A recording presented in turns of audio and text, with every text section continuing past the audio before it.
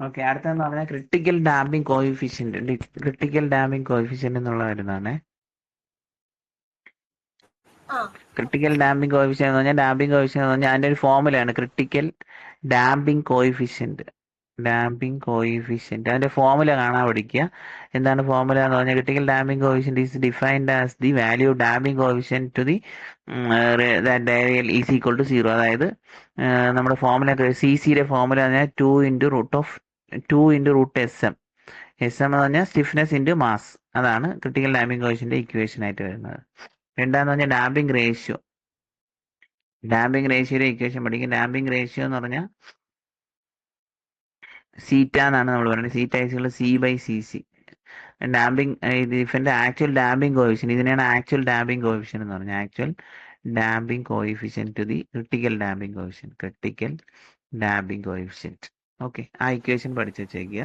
അപ്പൊ ഈ critical damping coefficient വെച്ചിട്ടാണ് ഇതിനെ നമ്മൾ ഇപ്പൊ damping coefficient greater than CC ആണെങ്കിൽ ഓവർ ഡാമ്പ്ഡ് എന്നാണ് നമ്മൾ പറയുന്നത്.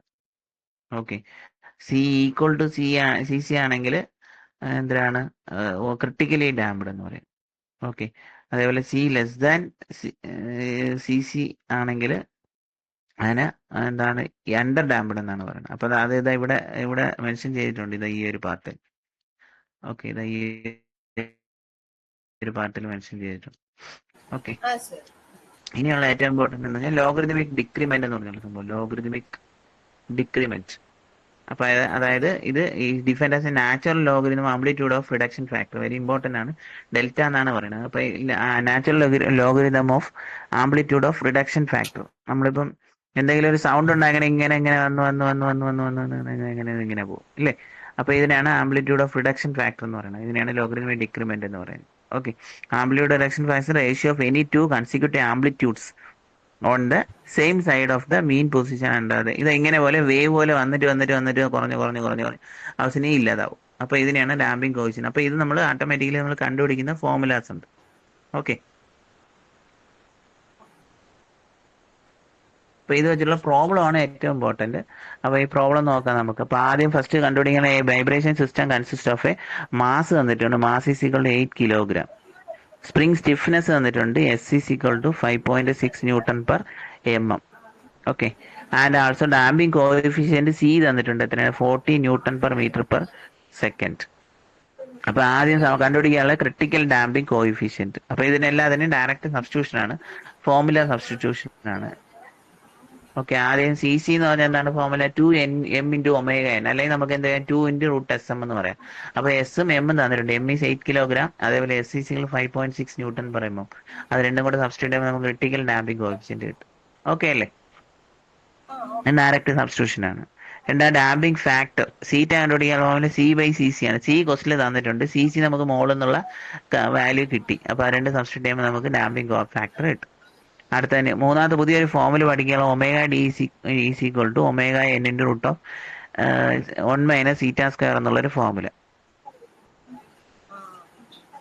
ഓക്കെ, അതായത് എന്താണ് ഫോർമുല? ω d, അതായത് ω d എന്ന് പറഞ്ഞാൽ ആംഗുലർ വെലോസിറ്റി ഓഫ് ഡാംപ്ഡ് വൈബ്രേഷന്റെ ഫോർമുല എന്ന് പറഞ്ഞാൽ കാണാൻ പഠിക്കണം. 1 - θ² × ωn.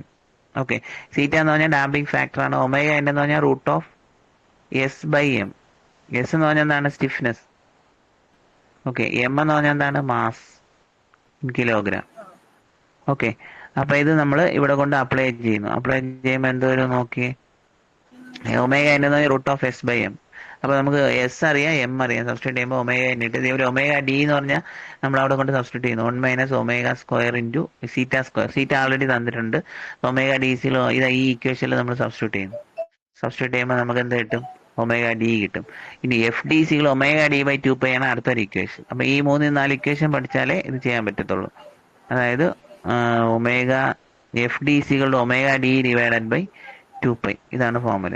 അപ്പൊ ഇതിൽ ω d നമുക്ക് ഈ ഇക്വേഷനിൽ നിന്ന് കിട്ടും. ഇത് ω n ഇവിടെ നിന്ന് കിട്ടും. അതെടുത്ത് ഇവിടെ സബ്സ്റ്റിറ്റ്യൂട്ട് ചെയ്ത ശേഷം ω d കണ്ടുപിടിക്കുക. Zeta is given in the question. Zeta തന്നിട്ടുണ്ട്. സബ്സ്റ്റിറ്റ്യൂട്ട് ചെയ്യുമ്പോൾ നമുക്ക് എന്തിട്ട് FD കിട്ടും. ഓക്കെ, അപ്പൊ അങ്ങനെയാണ് natural frequency of undamped vibration കണ്ടുപിടിക്കുന്നത്. ഓക്കെ, ഇനി അടുത്ത logarithmic decrement formula. Logarithmic decrement delta is equal ഇത് ഫോർമുല കാണാൻ വേണ്ടി 2π zeta divide by 1 minus zeta square ആണ് നമ്മുടെ ലോഗരിതമിക് ഡിക്രിമെന്റിന്റെ formula. Delta is equal to 2π zeta divide by root of 1 minus zeta square. അപ്പൊ സീറ്റ നമ്മൾ ആൾറെഡി കണ്ടുപിടിച്ച് വെച്ചിട്ടുണ്ട് അല്ലെ, ആൾറെഡി ക്വസ്റ്റിൽ തന്നിട്ടുണ്ട്. സോറി, C/CC ഇതാണ് നമ്മുടെ ഡാമ്പിംഗ് സീറ്റ. അതെടുത്ത് ഇവിടെ കൊണ്ട് കൊടുക്കുക, നമുക്ക് ലോഗരിതമിക് ഡിക്രിമെന്റ് കിട്ടും. Logarithmic decrement. ഇനി റേഷ്യോ ഓഫ് 2 കൺസിക്യൂട്ടീവ് ആംപ്ലിറ്റ്യൂഡ്സ് അത് കണ്ടുപിടിക്കാനുള്ള ഫോർമുല xn/xn+1. അത് കണ്ടുപിടിക്കാനുള്ള ഫോർമുല ഇതാണ് നമ്മൾ കണ്ടുപിടിക്കാനുള്ളത്. സോ അതിന്റെ ഫോർമുല ഡെൽറ്റ ഈസികൾ ലോൺ xn/xn+1 എന്നാണ് formula. Okay, delta already known value ആണ്, അതെടുത്ത് ഇവിടെ കൊടുക്കുക. അപ്പൊ നമുക്ക് എന്താ xn/xn+1ന്റെ വാല്യൂ കിട്ടും. ഓക്കെ, xn/xn+1ന്റെ വാല്യൂ കിട്ടും. ഓക്കെ, അപ്പൊ അതെങ്കിൽ last number of cycles at which the amplitude reduction 20% reduce എന്ന് പറഞ്ഞാൽ ഡെൽറ്റ ഈസികൾ 1/n ലോൺ x0/xn ആണ് ഫോർമുല. ഓക്കെ, അപ്പൊ ഇതിൽ 1/n എന്ന് പറഞ്ഞാൽ നമ്പർ ഓഫ് സൈക്കിൾസ് ആണ്. അപ്പൊ നമ്പർ ഓഫ് സൈക്കിൾസ് എത്രയെന്ന് വെച്ചാൽ നമ്മൾ കണ്ടുപിടിക്കണം.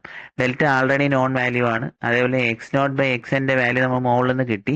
അതിൽ ഒരു ക്വസ്റ്റ്യൻ പറയുന്നുണ്ട് number of cycles which amplitude direction is 20% in the final value. അപ്പൊ ഈ x0/xന്റെ വാല്യൂ എത്ര വരും? ഈ x0/xനെ നമുക്ക് ഇങ്ങനെ എഴുതാം. x0/xനെ നമുക്ക് x0 ഡിവൈഡഡ് ബൈ 20% ഡിറക്ഷൻ പറഞ്ഞിട്ട് ഇപ്പോൾ 0.2 x0 വരും. അപ്പോൾ ഈ x0 ക്യാൻസൽ ആവും. നമുക്ക് ഫൈനലി നമുക്ക് എന്ത് കിട്ടും? നമ്പർ ഓഫ് സൈക്കിൾസ് അൺനോൺ ആയിട്ടുള്ള n കിട്ടും.